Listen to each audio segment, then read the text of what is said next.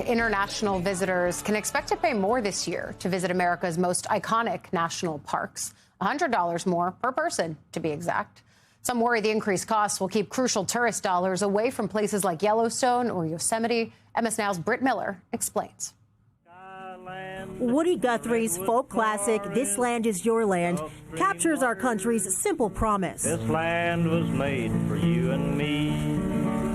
But for some international tourists, that access now comes with a new price tag. People from other countries who visit these 11 U.S. national parks have to pay a $100 surcharge to get in. That's if they don't have a yearly pass, which will now cost $250. Think of it this way. A Brazilian family of 3, all 16 or older, stops at Yellowstone for a day. Since they don't have the annual pass, they'll pay the standard $35 car fee plus $100 per person. The grand total, $335.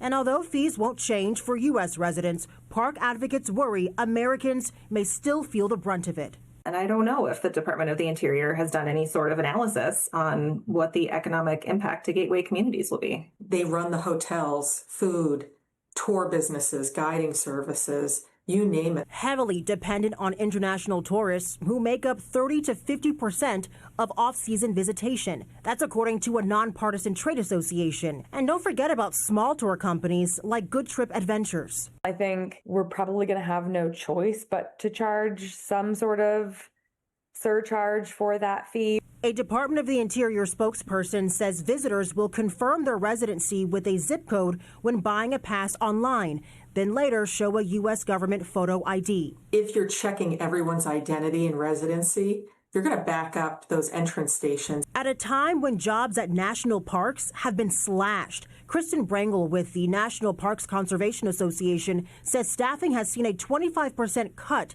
since last January. But visitation hasn't slowed, with more than 330 million people taking trips last year.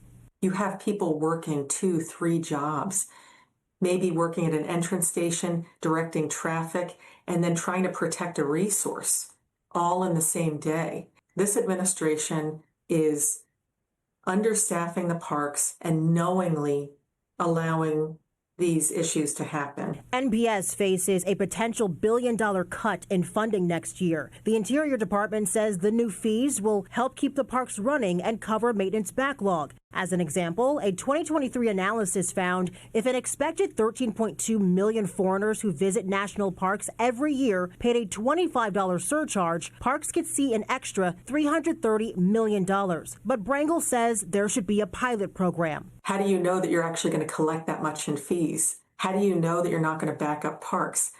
You know, this could be a scheme that turns people away. The International Inbound Travel Association says Canadian visitation has already dropped 25%, though some may argue if other countries like Ecuador and Costa Rica have dual pricing for their international treasures, why should America be any different? We see how that works, and that's not necessarily a bad thing, but these kind of increases should be thoughtfully applied and should never prevent people from visiting America's national parks. Becoming more of a bridge than a barrier.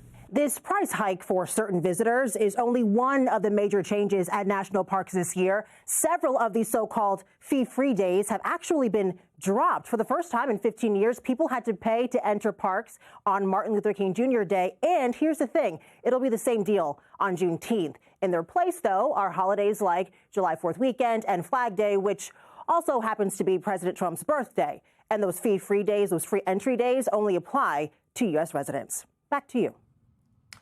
What a coincidence. Our thanks to MS Now's Britt Miller for that report. But Rev, what she just ended with, the idea that we're talking about costs for foreign visitors coming to the U.S., but then also for Americans trying to visit parks, which days they don't have to pay a fee have changed. And it just so happens that it's on MLK Day and Juneteenth to be replaced with other holidays, including the president's birthday. No, the clear racial implications of singling out Dr. King Day, Martin Luther King holiday, and Juneteenth. Only the most naive person, in my judgment, would think that was coincidental.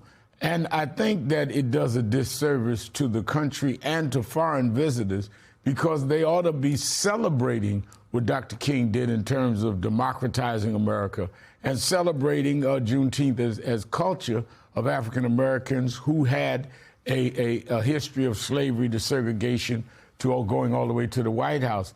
And John, wouldn't you think that we would want to, as people that would be wanting to go to the national parks, clearly have the mindset of they're celebrating America, they're celebrating our geographic beauty and the beauty of what we become.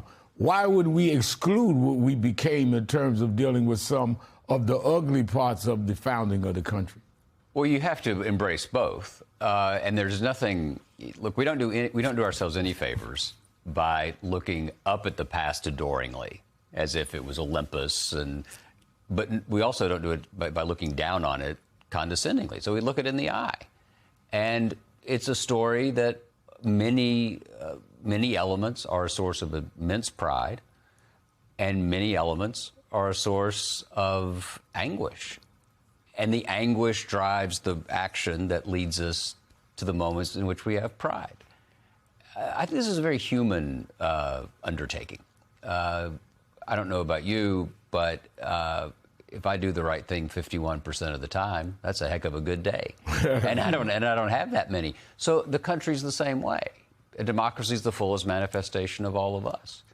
And I think the idea that you would exclude the parks on these particular days is an example of what I sometimes think of as the current administration's political sadomasochism, right? They enjoy inflicting pain, right? I mean, one had to go out of one's way to do that. Right. And so, but you're right, it's an immense asset. God gave it to us, let's use it. And I think so important the way that you are rooting this country's history, not just in this current conversation, but in the one that we started the hour with, by rooting it in one of humanity, where we are imperfect people striving for a more perfect union, the very underpinning of this country's best ideals.